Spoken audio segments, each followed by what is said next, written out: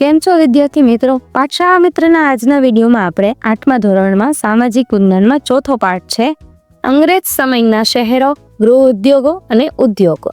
તેના સ્વાધ્યાયનું સંપૂર્ણ સોલ્યુશન છે એ આપણે આ વિડીયોમાં મેળવીએ. પ્રશ્ન 1 છે, નીચેના પ્રશ્નનો ઉત્તર એક વાક્યમાં લખો. જેમાં પહેલો પ્રશ્ન છે, અંગ્રેજ શાસન દરમિયાન વિકાસ પામેલા કોઈ પણ 3 શહેરોના નામ જણાવો. તો જોઈએ આપણે અંગ્રેજ શાસન દરમિયાન વિકાસ પામેલા 3 શહેરોના નામ આ પ્રમાણે છે. એમાં આવશે મુંબઈ, ચેન્નઈ એટલે કે મદ્રાસ અને કોલકાતા.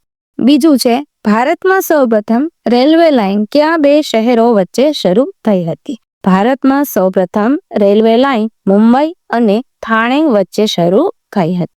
ત્રીજું છે, નવી દિલ્હીનું નિર્માણ અંગ્રેજ કાળમાં કયા પહાડી વિસ્તારમાં શરૂ થયું હતું?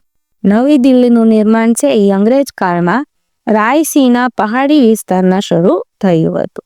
ચોથું છે, ભારતમાં સૌપ્રથમ કાપડ મિલ ક્યાં શરૂ થઈ હતી? ભારતમાં સૌપ્રથમ કાપડ મિલ છે એ ઈસવીસન 1854માં મુંબઈમાં શરૂ થઈ હતી.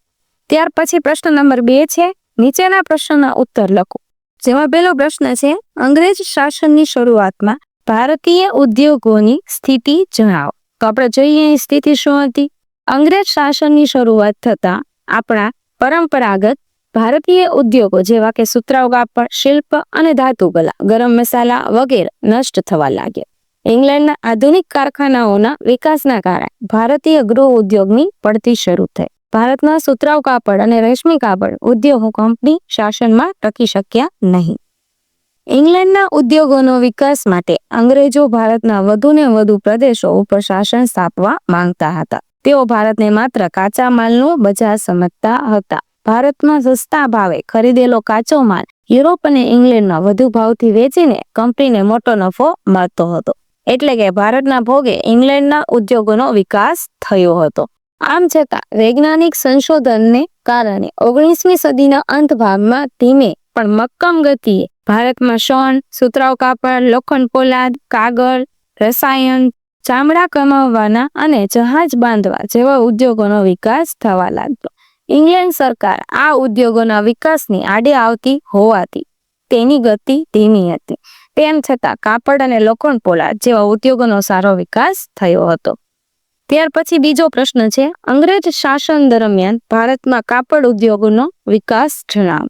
ભારતમાં સૌપ્રથમ કાપડ મિલ છે એ ઈસવીસન 1854માં મુંબઈમાં શરૂ થઈ હતી. પછી અમદાવાદ, નાગપુર, સોલાપુર, મદ્રાસ જેવા સ્થળોએ કાપડ મિલો શરૂ થયા. એકલા અમદાવાદમાં 106 મિલો શરૂ થઈ હતી. ઇંગ્લેન્ડના માન્ચેસ્ટરમાં કાપડ ઉદ્યોગનો સારો વિકાસ થયો હતો. આથી અમદાવાદને ભારતનું માન્ચેસ્ટર ગણવામાં આવતું.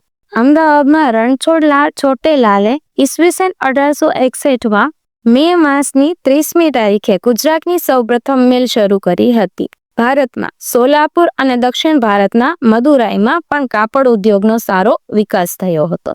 ભારતીય બજારોમાં બ્રિટનનું કાપડ સસ્તા ભાવે વેચાતું હતું, જેના કારણે ભારતીય ઉત્પાદકોને પોતાનું કાપડ મોંઘા ભાવે વેચવું પડતું હતું.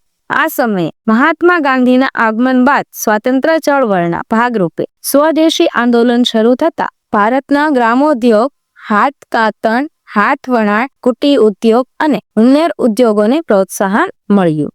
ત્યાર પછી છે ત્રીજો પ્રશ્ન, પ્રથમ વિશ્વ યુદ્ધ પછી ભારતના લોખંડ પોલાદ ઉદ્યોગનો વિકાસ વિશે જણાવો. જોઈએ હવે, પ્રથમ વિશ્વ યુદ્ધના દબાણના કારણે ભારતમાં ઔદ્યોગિક વિકાસને વેગ મળ્યો.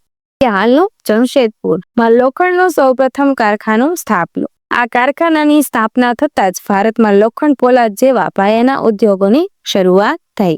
નવીન પદ્ધતિથી લોખંડનું ઉત્પાદન શરૂ થવાથી ભારતમાં ભઠ્ઠીઓમાં પીગાળીને બનાવવામાં આવતા લોખંડનો યુગ પૂરો થયો, કારણ કે તેમાં કોલસાની ખૂબ જરૂર પડતી હતી. અંગ્રેજોના નવા કાયદા મુજબ જંગલમાંથી કોલસો મેળવવો મુશ્કેલ બન્યો હતો. લોખંડ પોલાદના ઉત્પાદનની શરૂઆત થતા બીજા ક્ષેત્રના ઉદ્યોગોની પણ શરૂઆત થઈ. ઇન્ડિયન ઇન્સ્ટિટ્યૂટ ઓફ સાયન્સ નામની સંસ્થાની સ્થાપના થવાથી લોખંડ પોલાદ ઉદ્યોગને નવી દિશા મળી. કુર્ટી અને બુરહાનપુર લોખંડ પોલાદના કારખાના શરૂ થયા. ભદ્રાવતીમાં પણ કારખાનાની શરૂઆત થઈ હતી. આમ ધીમે ધીમે ભારતમાં ધાતુ વિદ્યામાં પ્રગતિ આવવા લાગી. આપણા દેશમાં અંગ્રેજી શાસનમાં અનેક અવરોધો અને અડચણો વચ્ચે સુતરાઉ કાપડ, રસાયણ અને લોખંડ પોલાદ જેવા ઉદ્યોગોનો વિકાસ થયો. ત્યાર પછી છે પ્રશ્ન નંબર 3 નીચે આપેલ વિકલ્પમાંથી સાચો વિકલ્પ શોધીને લખો. પેલું છે બ્રિટિશ રાજવીને મુંબઈ ટાપુ દહેજમાં કોણે આપ્યો હતો? તેમાં આવશે બી, પોર્ટુગીઝે આપ્યો હતો. બીજું છે ફોર્ટ વિલિયમ કિલ્લો પાછળથી કયા શહેર તરીકે વિકાસ પામ્યો હતો? એમાં આવશે ડી, કોલકાતા તરીકે વિકાસ પામ્યો હતો. ત્યાર પછી ત્રીજું છે કયા શહેરને ભારતનું માન્ચેસ્ટર કહેવામાં આવતું? અમદાવાદને છે એ ભારતનું માન્ચેસ્ટર કહેવામાં આવતું. ચોથું છે કઈ સંસ્થાની સ્થાપના થવાથી ભારતમાં લોખંડ પોલાદ ઉદ્યોગને નવી દિશા મળી હતી? એમાં આવશે C, Indian institute of science. ત્યાર પછી છે બ, જોડકા જોડો. એમાં પેલું છે લોખંડ પોલાદ ઉદ્યોગ, એમાં આવશે જમશેદપુર. કાપડ ઉદ્યોગ તો કે અમદાવાદ. ફોર્ટ સેન્ટ જ્યોર્જ એમાં આવશે ચેન્નઈ. ફોર્ટ વિલિયમ એમાં આવશે કોલકાતા.